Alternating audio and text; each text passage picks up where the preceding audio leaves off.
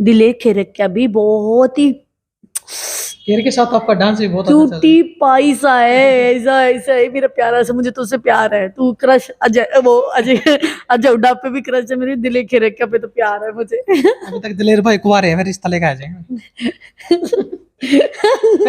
देख ले दिलेर, लिया तेरा तो ले लूंगी। दिलेर से शादी करने लिए तैयार हो। अरे मरवावा का मन है तू। देख ले भाई, देखो मैं कर लूंगी, दिलेर करना चाहिए। मैं हूँ दिलेर खेरक्या की फैन हूँ, मैं कुछ नहीं कर सकती थी, मैं उसकी क्रश हूँ, मैं आज से नहीं हूँ बहुत टाइम से हूँ, मुझे मुझे बहुत बोले राजेंद्र सर अगर इस वीडियो में देख रहे हो तो जरूर देखियो मैम का, नहीं दिलेर भाई ने दोबारा लेकर आओ यहाँ पे। दिलेर सर को मैं भी फोन करूंगी अभी। बुलाती मैं मेरे, वो नहीं आएंगे तो मैं उनके पास भाग जाऊंगी। और केर भाई, खैर भी बहुत अच्छे इंसान है। खैर के बारे में एक बात मैं आपको बताऊंगी, बहुत डाउन टू अर्थ है और बहुत ही डिसेंट पर्सनालिटी है, बहुत ओबीडियंट है, मतलब इतना चालाक नहीं है वो। कभी भी हो जाए मेरा साथ मत छोड़ना, यही बात मैं आपको बार बार बोलती हूँ, ये बात मैं आज भी आपको बोल रही हूँ। मुझे आप लोगों के साथ की जरूरत है, मैं आपको कभी भी दगा नहीं दूंगी, पर मेरा साथ आप लोग कभी मत छोड़ना, क्योंकि अगर आप लोगों ने छोड़ा तो आप मेरे लिए भगवान हो, जिसने आपने मुझे मिट्टी से कहाँ पहुंचा दिया, आप ही सब हो मेरे लिए।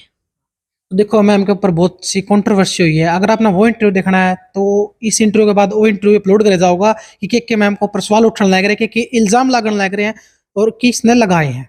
नाम तो अपन नहीं लेंगे, लेकिन इशारा आप समझ जाओगे, क्योंकि आपने बहुत सी पहले वीडियो मीडिया हरियाणा देखने वाले बस सारे दर्शक ने मंजीत भारद्वाज के उत्तर राम राम। तो दोस्तों आज जिस चेहरा आपकी मुलाकात करावांगे, इंट्रोड्यूस कराने की जरूरत नहीं है, क्योंकि इंट्रोड्यूस उसका करवाया जाएगा जिसकी कोई पहचान नहीं होती। अगर हम पहचान कराने बैठा तो हो सका हमारे सब थोड़े पड़ जाए। निशा लांबा, बहुत नाम सुना हुआ है आपने, मेक ओवर एक्सपर्ट, जहां बहुत ज्यादा बड़ी बड़ी सेलिब्रिटी यहाँ पर आवे हैं, सुष्मिता सेन जी, मल्लिका अरोड़ा, खुशी, बहुत से बॉलीवुड एक्टर भी यहाँ पर आवे हैं, पंजाबी एक्टर हीरोइन बहुत ज्यादा आवे हैं। तो सबसे पहला निशा लांबा जी, बहुत बहुत स्वागत है आपका। धन्यवाद, जय माता दी, thank you very very much, इतना प्यारा इंट्रोडक्शन देने के लिए आपने मेरे बारे में बोला, so sweet of, thank you जी। तो निशा लांबा, सबसे पहला एक प्यारा सवाल रहेगा, खूबसूरती राज की। आप लोगों का प्यार, आप लोग मुझे इतना सारा प्यार देते हो, आप लोगों से इतनी पॉजिटिवनेस निकल के आते हैं मेरे पास, तो उससे मैं खूबसूरत आप लोगों को लगती हूँ, तो शुक्रिया, मेहरबानी करम आपका। तो फिलहाल आज बैठे हैं भाई द्वारका में, और द्वारका के सेक्टर 18 में बैठे हैं। प्रॉपर एड्रेस मैम बताओगी आगे, पर मैम प्रॉपर एड्रेस बता दो। ये जो मेरा सैलून है द्वारका सेक्टर 18 सीएससी मार्केट है, प्लेटिनम हाइट के पास, और अगर आप मेट्रो से आते हो तो मेट्रो स्टेशन 13 पे आप द्वारका के उतर जाना, वहां पे किसी को भी बोलना निशा लांबा, तो मेरे पास आ जाएंगे। सही बात है। तो सैलून की नींव कब रखी गई और कैसे मन में रखने के लिए?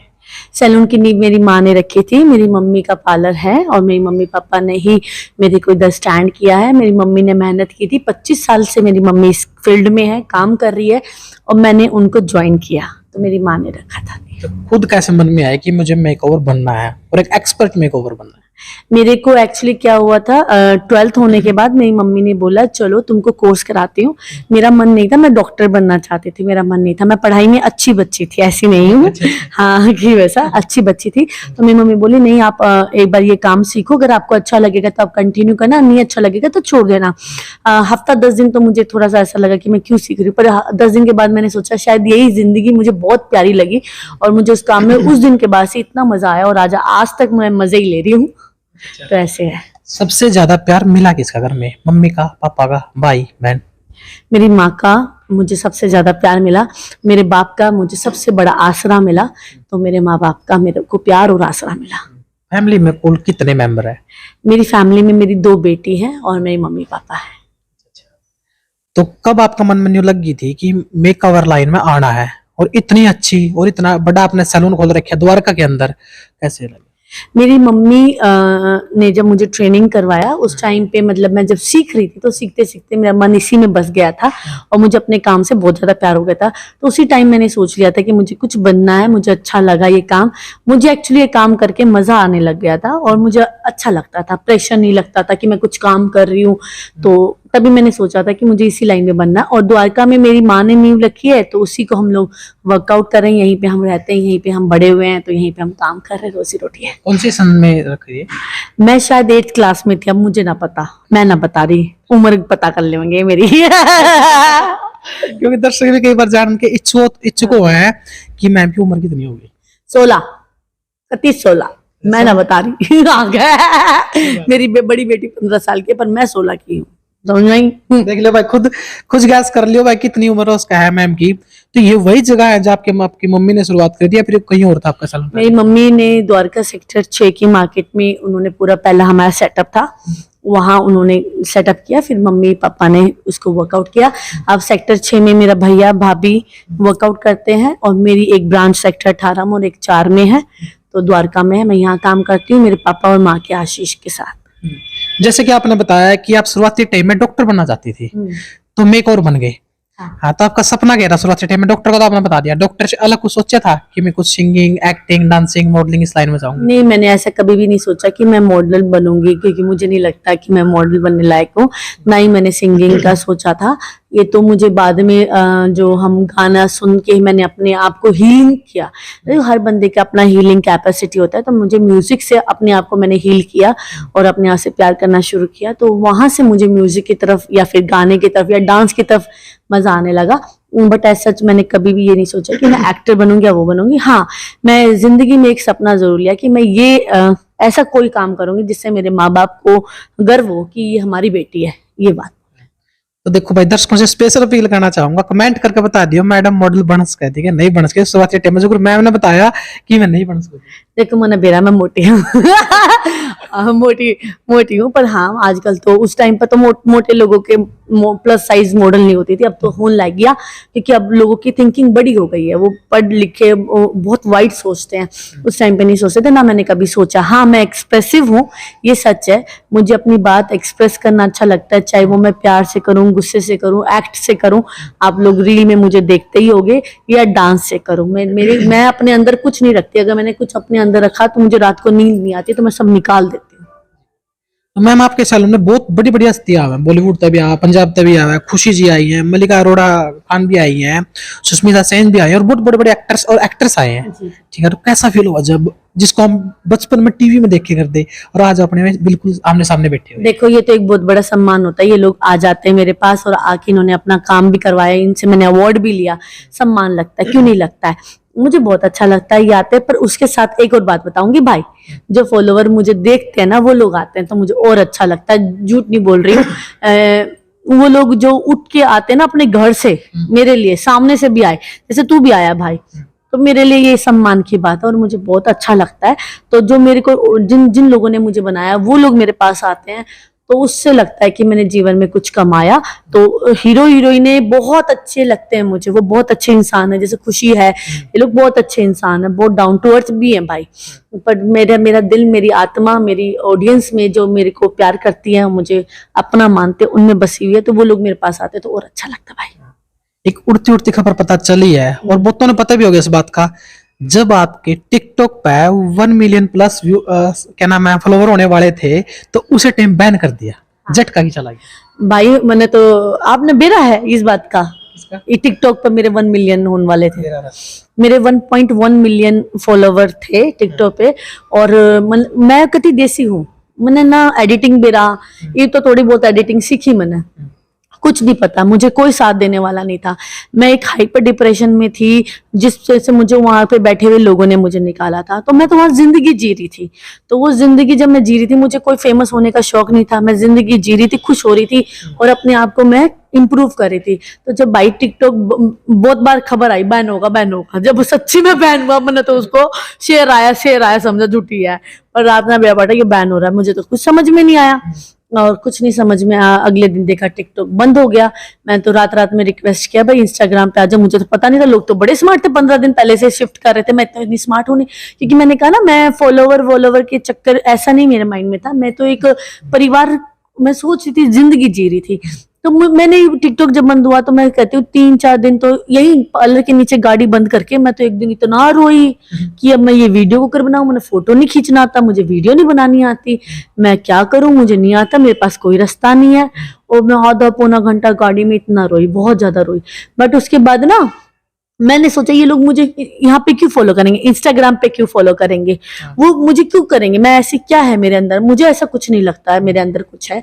पर फिर वो स्नैक भी आया, वहां पे 13 लाख लोगों ने मुझे फॉलो किया, तो थोड़ा सा कॉन्फिडेंस हाँ कर लेंगे। फिर स्नैक बंद हो गया, फिर वो कॉन्फिडेंस लो, मैं कहीं भी क्यों करेंगे मैंने आडा। फिर इंस्टाग्राम पे तो देख भाई 25 लाख हो रहे हैं, और यूट्यूब पे 2 मिलियन होने वाले हैं, और फेसबुक पे 28 लाख हो रहे हैं। भाई दया हो, आप लोगों ने मुझे प्यार दिया, तो ये प्यार बताता है कि ये सच्चा प्यार है। तो निशा जी, आपने बताया कि आपको एडिटिंग नहीं आती थी, नहीं आपको ज्यादा टेक्निकल ज्ञान था, तो फिर YouTube पर इंस्टाग्राम पे कैसे आए, कैसे पता चला कि YouTube पर वीडियो डाल के पैसे कमाए जा सकते हैं और इंस्टाग्राम पे भी आप वीडियो या रील वगैरह कुछ बना सकते? देख भाई मैं सच्ची बताऊं, मैं तो कभी भी वीडियो ना पैसे कमाने के लिए नहीं, मैं पैसे कमाने के लिए भाई, मैं अपने घर की रोजी रोटी करने के लिए तो मैं काम करती हूँ यहाँ पे। कभी भी मैंने ये नहीं सोचा था कि मैं यूट्यूब पे पैसे कमाऊंगी और करूंगी। मेरे को तो ये था कि मैं कहीं वापस डिप्रेशन में ना चली जाऊं, वापस मैं खत्म ना हो जाऊं, वो डर था। जो बंदा गिर जाता है ना, गिर के जब वो उठता है, तो मैं उस डर से डर रही थी कि मैं वापस कहीं उस अंधेरी गलियों में नहीं चली जाऊं, जिस अंधेरी गलियों में से निकल के आई थी। और उन लोगों की मुझे आदत हो गई थी, वो मुझे प्यार करते थे, मुझे आशीष देते थे, आशीर्वाद देते थे, तो वहां से मुझे वो प्यार मिल रहा था, जिस प्यार की मुझे उम्मीद थी वो मुझे मिल रहा था। तो मैं इस प्यार के लिए रोई, तो पैसे के लिए तो मैंने कभी रोया ही नहीं। मेरी कितनी वीडियो है, हम रैंडम डालते हैं, वरना 1-2 वीडियो डालें तो कितनी तगड़े व्यू पकड़े, पर हम 50-50 डालते हैं। क्यों डालते हैं भाई, मेरे पास लोग आते हैं, पैसा देगा जाए, लोग आएंगे भाई, वीडियो से जो होगा देखा जाएगा, हम ना सोचते इतना। उसके बाद मैंने रोती रही, 2-3 दिन रोई, मेरे को लगा कि रोना सोल्यूशन नहीं है, तो मैं गई, मैंने कहा कि मुझे एडिटिंग सिखाओ। तो मैंने सोशल मीडिया में, कोई थी मेरी फ्रेंड है और उनका नाम भी मैं बता दूं, ज्योति है, उनको मैंने कहा कि मुझे एडिटिंग सिखाओ, मुझे एडिटिंग, ये नहीं पता कैमरा नू पकड़ा है या नू पकड़ा है। टिकटॉक बड़ा इजी हो गया, जो कोई इंस्टाग्राम में पकड़े, उस टाइम इंस्टाग्राम ना था जब टिकटॉक बंद हुआ, बहुत लोगों को पता, रील बाद में स्टार्ट हुआ। तो उसने मुझे एडिटिंग सिखाई, मैंने एडिटिंग का तब अल्फाबेट सीखा। अच्छा नू फोन पकड़ा है, इस एंगल में नू लागूंगी, मैं इसमें नू लागूंगी, इसमें नू लागूंगी, और इनको ऐसे जोड़ेंगे। तो आज माता रानी की दुआ से मैं इतना तो कर लेती हूँ कि मैं अपने लोगों तक अपना पहुंचा लूं। बहुत तगड़ी एडिटिंग मैं अभी भी ना करती। सबसे पहले निशा जी, सबसे पहले तो आपको जो नवरात्रे चले हुए हैं माता रानी के बहुत बहुत शुभकामनाएं। धन्यवाद, आपको भी भाई, माता रानी आपको भी तरक्की दे, कामयाबी दे, और आप सब कुछ है माता दी। तो उसके बाद चलेंगे स्कूल लाइफ की ओर। हाँ। स्कूल लाइफ का अपना कुछ ऐसा मोमेंट होगा, ऐसे कुछ पल हुए जो आप अपनी पूरी लाइफ में भूल नहीं सकते, बार बार ना चाहते हुए भी हम याद आते रहेंगे, कोई ऐसा पल? हाँ भाई, मैं स्कूल लाइफ में गुंडी थी। मैं पढ़ाई में अच्छी थी, इसलिए टीचर वीचर मुझे नहीं करते थे, पर मैं लड़कों को खूब पीटती थी। मुझे आज भी याद है, कोई लड़का मुझे पसंद नहीं करता था, हम लोग लड़ाई वड़ाई करते रहते थे, मैं घुसा भूसी में रहती थी, मारम पीटी, मेरी सीट पे कैसे बैठ गया तू, मेरी सीट है, चोट। तो मैं स्कूल लाइफ में तो गुंडी थी, रफ एंड टफ थी। गुंडी मतलब कोई बालक बुड़क किडनैप तो नहीं कर लिया? ना रे भाई, वो इतनी बड़ी गुंडी ना थी, छोटी वाली गुंडी ना, नए नए टपोरी पैदा हुए हैं अभी। वैसी थी। मेरी सीट पर ना बैठना, मेरी सीट है, या पीछे जा। लड़की और ने कुकर बोला, लड़की तो आवाज नीचे करके बोल, लड़की का क्यों खा गया, इस टाइप की गुंडी।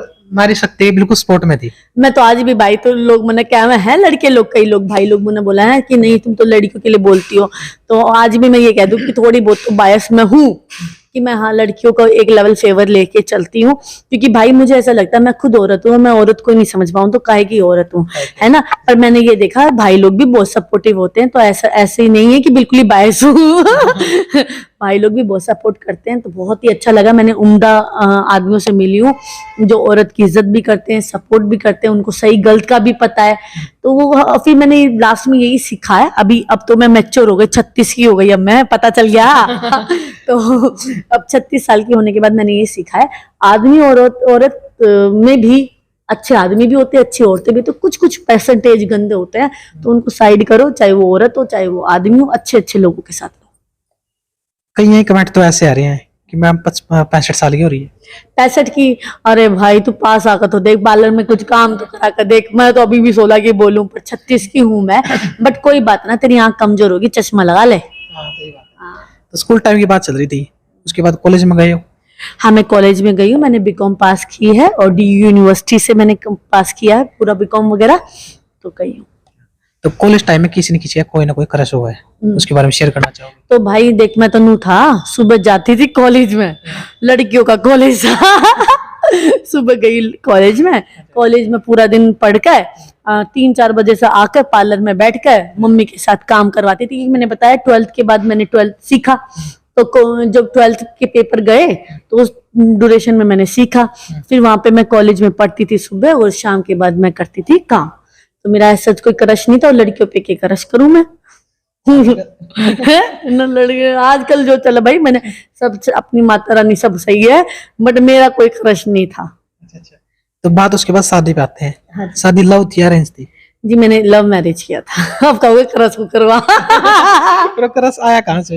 हाँ तो भाई वो तो एक ऐसा टॉपिक है जिसके बारे में मैं कभी बात नहीं करूंगी। अच्छा। वो एक ऐसी चीज है जो, अब मैं सिंगल मदर हूँ तो मैं उस पल को अपनी जिंदगी से निकालना चाहती हूँ। वो जो ड्यूरेशन थे शुरुआत से एंड तक का, वो मेरा पहला प्यार जो भी था, उस ड्यूरेशन को मैं अपनी जिंदगी में नहीं रखना चाहती हूँ। और माता रानी उनको भी खुश रखे और मुझे भी इतनी शक्ति दे कि मैं अपनी बच्ची पाल सकूं। तो ये चीज से मैं आपको ये बताऊंगी, लड़कियों को इतनी सबक लेनी चाहिए मेरे इस जीवन से कि कभी भी शादी करो तो अपने माँ बाप की मर्जी से करो, है ना।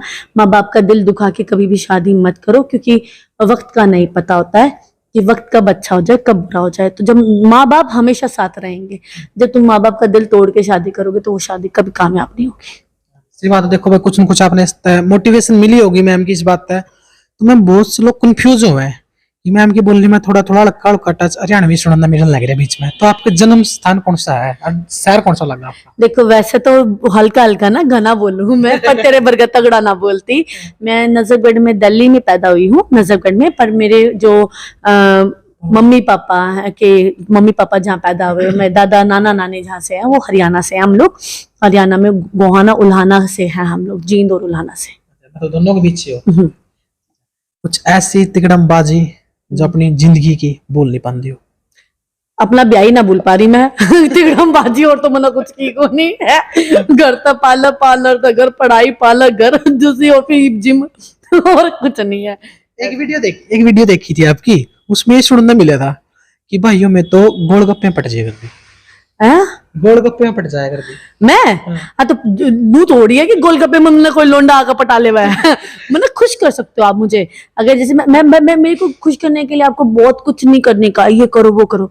अरे तुम मैंने एक 10-20 रुपए के गोलगप्पे खिला लो, मैं तुम तो वैसे नाराज होंगी, खुश हो जाऊंगी। मेरे स्टाफ भी नु कहूँ नू थोड़ी लोंडा आकर मैंने गोलगप्पे खिला पड़ जाइए। अरे दूर रहो भाई, मन जा। सही बात है। देखो भाई, दो हर एक चीज एक सिक्के के दो पहलू हैं। दोनों बता दिया मैंने। आपने दोनों बता दिया। देखो भाई, पटने वाली बात होती है, एक तो खुश होना कि उसने कुछ खड़ा दिया खुश हो गया, और एक आप सोच लियो। देखो मैं कहना चाहता हूँ इस बात में, मैंने बता दिया भाई, तुम सारे मेरे लिए भाई हो, भाई बरोबर हो। आड़ा पेटा पर रखा हमने ना चाहिए। गोलगप्पे का मतलब मैं ये कहना चाहती थी कि जिंदगी में हमको खुशी के लिए बहुत सारा पैसा नहीं चाहिए होता। खुशी तो छोटी छोटी चीजों से मिल जाती है, और पैसा जब हमको चाहिए होता है वो नेसेसिटी के लिए चाहिए होता है, जीने के लिए चाहिए होता है। और एक अच्छा जीवन डेफिनेटली पैसे से आता है, वो दोनों में फर्क है। लाइफ की पहली कमाई। लाइफ की पहली कमाई मैं बताती हूँ। हम लोग छोटे थे, 7th 8th क्लास में थे, तो मेरी मम्मी तो हमको तब से काम करती थी। मेरी मम्मी क्या करती थी, हमें 50 रुपए देती थी कि भाई निशा आज मैं 50 रुपए दूंगी, घर पूरा संगवा के रखना। मतलब 50 रुपए की काम वाली थी मैं। और वो हम लोग मम्मी के आने से पहले पूरा घर संगवा देते थे और 50 रुपए ले लेते, बाथरूम सब घर भर, हमें पैसे का मजा आता था। तो वो मेरी जिंदगी की पहली कमाई थी। 8th 9th क्लास में थी, 50 रुपए लेती थी हर रोज के कमरा साफ करने के। तो महीने के 1500। महीने 1500 के कमाती थी। वो तो घर की घर मारे थे वापिस। क्यों, मेरी मेहनत का कोई मतलब मोल नहीं है। मोल तो है, लेकिन मम्मी शाना और अपने घर में आ गई। तो आज तक मेरे पास पैसे, मुझे आज तक मेरी कमाई नहीं मिली। मैं तो कर्जे ही नहीं उठा रही हूँ। अपने क्या सपना सैलून को लेकर कि वो सेलिब्रिटी ने मैं अपना सैलून बुलाना चाहूँ, कुछ अपना दिल का सपना को, अपना फेवरेट एक्टर हो। देखो भाई, अब माता रानी करे सारे लोग मने मौका देवे, एक बार आवे, पर मेरा एक ही सपना है कि मेरी जितनी भी बहनें मने ये व्लॉग में आपने भी देख रही हैं, जो भी मने प्यार करा है जीवन में, मेरी मौत से पहले एक बार जरूर मेरे पास आवे और मने मिले, मेरे प्यार करा और मेरे एक बार काम करा। मेरे घने बड़े सपने ना पालती, गना उड़ोगे ना तो भाई उतनी जोर से चोट लागेगी, कम उड़ लो, कम मैं खुश हूं मैं। देखो भाई, मैं कहने का मतलब ये हुआ, जितने भी फैन है और किसी में दिल्ली तमन्ना है कि मैंने उस सैलून में जाना है, तो मैंने बताया कि मरने से पहला एक बार आकर मिल लो, हाँ, एक बार आकर मेरे तो मिल लो। मैंने नू आया, देखो मेरे पास वो भी आया था, वो भी आया था, लोग आकर हम तो आपके पास आए, मेरे को बहुत अच्छा लगता है ना। वो एक बार मेरा यही तमन्ना है, मैं ये तमन्ना मेरी पक्की है, ये मैं पक्का चाहती हूँ। बाकी कोई बड़ा आदमी मेरे को मौका दे, कोई बड़ा इन्फ्लुएंसर मौका दे जिसको वो लोग प्यार करें, तो मुझे तो और अच्छा लगेगा, मुझे अच्छा लगता है, मेरे लिए तो वो वैल्यू करता है भाई। सही बात है। देखो भाई, जिंदगी में ऐसे शौक कदे ना पालो जो अपन नहीं पा सकते, क्योंकि कह रहे हैं चादर उतनी पहचानी चाहिए जड़ तक अपने पैर जान दो। मैम ने क्या बताया कि मेरे ज्यादा बड़े सपने नहीं है, सिर्फ मेरे चाहते हैं जो सैलून पाना चाहे, एक बार जरूर आओ, जरूर दर्शन दो, क्योंकि उनसे भी ये पता चलेगा मैम ने कि हाँ इस साइड तय, इस एरिया तय मन चाहने वाले ये भी बैठे हैं। तो मैम आप अपना अपना आज किस लेवल पे मान लो? मैं तो किसी भी लेवल पर ना मानती, अभी भी मैंने नू लागा मेरा वो सपना मैंने जो देखा है वो अभी पूरा ना हुआ, जहाँ पर मेरे माँ बाप खड़े होकर कह सकें कि हमने एक लड़की को पैदा किया और हमने उस लड़की का साथ दिया। मेरे माँ बाप ने, देखो हरियाणा में आप जानते हो, हरियाणा में कस्टम है नहीं, हरियाणा में क्या हिंदुस्तान में कस्टम नहीं है कि बेटी अलग हो जाओ, उसने रख ले मैं यूँ कर ले मैं। तो मेरे पिता ने मुझे साया दिया। तो मेरे जीवन में अभी एक ही सपना है कि अपने बाप का मैं नाम रोशन करूं, और वो अभी तक मेरा अधूरा है। लाइफ की सबसे बड़ी अचीवमेंट? लाइफ की सबसे बड़ी अचीवमेंट भाई, जब मैं माँ बनी, मैं माँ बनी उस दिन मैं जिम्मेदार बनी। जब मैं माँ बनी तो मैंने अपनी माँ तक प्यार हुआ, उससे पहले तो भाई मैंने अपनी माँ तक दुख दिए थे। तो जब मैं माँ बनी तो मैंने, यही मेरी सबसे बड़ी अचीवमेंट है कि मेरी बेटियां मुझे कभी हारने नहीं देती। वक्त तो बहुत आता है, मैं हारती जाती हूँ, बट मेरी बेटियां मेरे पीछे हैं तो वो उनको देखती हूँ, अरे अरे जिम्मेदारी है, हारना नहीं है और आगे बढ़ते रहो। तो ये मेरी सबसे बड़ी अचीवमेंट है जो मुझे कभी हारने नहीं देती। तो मैम आपने बात की थी अपने फैन के बारे में, कोई ऐसा कट्टर फैन आया हो जो बिल्कुल सारा गात पर पूरे शरीर पर निशा लंबा लिखवा रहे हो? ऐसा कोई आया ना, और कहूँ ऐसा आयो भी ना मन आयो भी ना, मनना चाहिए ऐसा। अपने शरीर को दुख दे के आप मुझसे क्या प्यार पालोगे? कुछ ऐसे हो जाए जो दूसरे को जो अपनी छाती पे बनवा लें, कुछ उसका टैटू बनवा लें। मेरे लिए ना बनाइयो भाई, मेरे लिए से ही बहुत है। जो मुझे प्यार करते और उनकी आंखों में दो आंसू हो, मेरे लिए वो बहुत है। अपने शरीर पे कोई भी निशान ना करिए। देखो मैंने भी आड़ा अपना नाम लिखवा रखा है ना, अपने लिए अपना नाम लिखवाओ। आपकी आंखों में मेरे लिए 2 बूंद होंगी, वो मेरा पक्का फैन। मेरी बहनें, फैन तो मैं वैसे भी ना बोलती, मेरी बहनें भाई वो पक्के। दिल के पास फेवरेट सिंगर कौन है? दिल के पास फेवरेट सिंगर देखो मेरे को नाम नहीं पता होते सिंगर के, मैं नाम भूल जाती गाना हूँ। सुना दो। गाना मैंने इतना तगड़ी तो सिंगर को नहीं हूँ। दिल गलती कर बैठा है, कर बैठा गलती दिल बस इतना ही आया है। कौन है ये? हरियाणा का। हरियाणा का? हाँ। नहीं मैंने तो अजय हुड्डा भी अच्छा लगा, दिल लेके रखा भी अच्छा लगा, बहुत तगड़े हैं सिंगर। दिल लेके रखा गाना क्यूट है ना, इसलिए क्योंकि उसका सॉन्ग आया था हाय रे मेरी मोटो।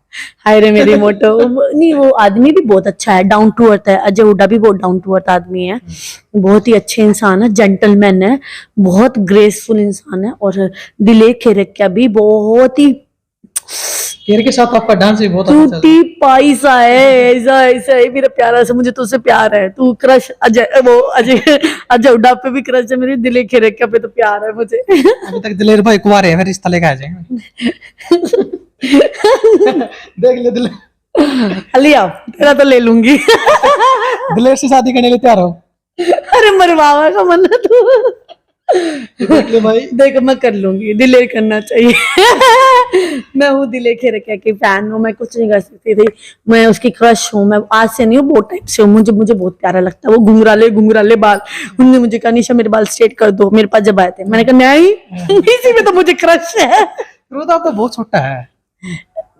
तू रुक जा, क्रश तो होने मना है। तू मेरी उम्र 16 साल की हूं ना, मैं चुप हो जा। उसने मुझसे पूछा था आपकी एज कितनी है, मैंने कहा 16। मैं नहीं बताऊंगी, दिलेर सर ने पूछा था मुझसे। पूछा था। लेकिन राजेंद्र सर अगर इस वीडियो में देख रहे हो तो जरूर देखियो मैम का, नहीं दिलेर भाई ने दोबारा लेकर आओ यहाँ पे। दिलेर सर को मैं भी फोन करूंगी अभी। बुलाती मैं, मेरे वो नहीं आएंगे तो मैं उनके पास भाग जाऊंगी। और केयर भाई, खैर भी बहुत अच्छे इंसान है। खैर के बारे में एक बात मैं आपको बताऊंगी, बहुत डाउन टू अर्थ है और बहुत ही डिसेंट पर्सनालिटी है, बहुत ओबीडियंट है। मतलब इतना चालाक नहीं है वो कि दिन है तो ठीक है, दिन है, बिल्कुल कूल पर्सनालिटी है, बहुत अच्छे हैं। खैर बहुत ही उम्दा पर्सनालिटी है, मुझे बहुत अच्छे लगे, जेंटलमैन। सिंगर की बात होगी, मॉडल की भी साथ में बात होगी। लेडीज में कौन सी मॉडल अच्छी लगा है? लेडीज में सारी सुतरी हैं भाई, हसीना। सुतरी नहीं, अच्छी दिल के करीब। दिल के करीब मैंने सारी औरतें दिल के करीब है। आदमी तो तने काउंटिंग पे बता दूं, पर औरतें मैंने सारी प्यारी भाई, कदम मैंने कभी नहीं सोचा। ये तो सारी प्यारी है, ऐसे तो होगी सारी प्यारी, लेकिन मॉडलिंग लाइन में जो रणवीर माँ है, बोसी अंजलि राघव होगी, बहुत सुंदर है वो, बहुत ही प्यारी पर्सनालिटी है अंजलि राघव, बहुत ही प्यारी पर्सनालिटी है, बहुत ही सुंदर लड़की है, बहुत डिसेंट है, मेहनत से आई है यहाँ तक, बहुत अच्छी लड़की है, बहुत अच्छी। कल ना आपको पता चला है दिलेर भाई कहीं और मांग दिया, दिलेर भाई कहीं कहीं और मांग दिया, कहीं और मंगनी होगी। अरे माता रानी उसके जीवन में सुख करे, मजाक का पार्ट है, मैं भी, मेरी भी 2 बेटियां हैं, तो ये देखो ये तो हम एज ए फैन की तरह वो करते हैं, माता रानी उनको तरक्की दे, कामयाबी दे, उनके जीवन में कोई दुख ना आए, क्योंकि वो आदमी बहुत अच्छा है, बहुत अच्छा है। तो इंटरव्यू में जब जाए कर रहे हैं तो लास्ट में जाने देने एक सवाल रह रहा है कि जो अपने फैन हुआ है उन्हें कुछ ऐसी बात हो जो उन तक पहुंचानी होती है अपन, क्योंकि आप ऐसा पहुंचा सकते, एक सोशल मीडिया ऐसा माध्यम है जो अपने फैन तक अपनी बात पहुंचाता है, तो क्या पहुंचाना चाहते हैं? मैं तो यही पहुंचाना चाहती हूँ, मैं जो भी काम करती हूँ दिल से करती हूँ, और आप लोगों के साथ मैं कोई भी मैं आप लोगों को कोई और कैसे अटैच हो मैं नहीं जानती, मैं ये जानती हूँ कि मैं आप लोगों ने मुझे बनाया है, मैं आप लोगों के लिए हूँ, मैं कोई भी आप लोगों से ना फरेब करती, ना झूठ बोलती, हंसती हूँ तो आप लोगों के साथ हूँ, रोती हूँ तो आप लोगों के साथ हूँ, जो भी बात है आप लोगों के साथ हूँ, जैसी हूँ मैं आप लोगों के सामने हूँ, मेरी पर्सनल कोई भी लाइफ में मैं आप लोगों के साथ हूँ, क्योंकि आप लोग कहते हैं पर्सनल क्यों नहीं है अपनी लाइफ की, मेरी पर्सनल लाइफ में कोई नहीं है, कोई नहीं है, आप लोगों ने मुझे बनाया, जब मैं मेरी पर्सनल लाइफ थी उस टाइम पे तो मैं खत्म थी, मुझे किसी ने नहीं संभाला, आप लोगों ने मुझे संभाला, तो मेरे तो आप ही लोग मेरे अपने हो। हाइपर डिप्रेशन में थी मैं, 3 साल अपने आप को बांध रखा था कमरे में, अपना मुंह नहीं देखती थी शीशे में। आज आपने शुरू में कॉम्प्लीमेंट दिया, आप सुंदर, मुझे कोई कॉम्प्लीमेंट भी नहीं देता था, अपने आप में से मुझे अच्छा नहीं लगता था, इन लोगों ने मुझे प्यार दिया, इन लोगों ने मुझे सम्मान दिया, इन लोगों ने बताया कि मैं भी एक इंसान हूँ, तो भाई मेरे लिए आप लोग ही मेरे अपने हो, मैं आप लोगों से दिल से अटैच हूँ, कुछ भी हो जाए, कभी भी हो जाए, मेरा साथ मत छोड़ना, यही बात मैं आपको बार बार बोलती हूँ, ये बात मैं आज भी आपको बोल रही हूँ, मुझे आप लोगों के साथ की जरूरत है, मैं आपको कभी भी दगा नहीं दूंगी, पर मेरा साथ आप लोग कभी मत छोड़ना, क्योंकि अगर आप लोगों ने छोड़ा तो आप मेरे लिए भगवान हो, जिसने आपने मुझे मिट्टी से कहाँ पहुंचा दिया, आप ही सब हो मेरे लिए। देखो मैम के ऊपर बहुत सी कंट्रोवर्सी हुई है, अगर आपने वो इंटरव्यू देखना है तो इस इंटरव्यू के बाद वो इंटरव्यू अपलोड करे जाओगा कि के मैम के ऊपर सवाल उठने लग रहे हैं, कि इल्जाम लगने लग रहे हैं और किसने लगाए हैं, नाम तो अपन नहीं लेंगे, लेकिन ये सारा आप समझ जाओगे क्योंकि आपने बहुत सी पहले वीडियो देखी भी होगी। तो लास्ट हमारे चैनल के लिए क्या बोलो? बहुत बढ़िया आदमी है भाई, चैनल को सब्सक्राइब कर लो, स्टार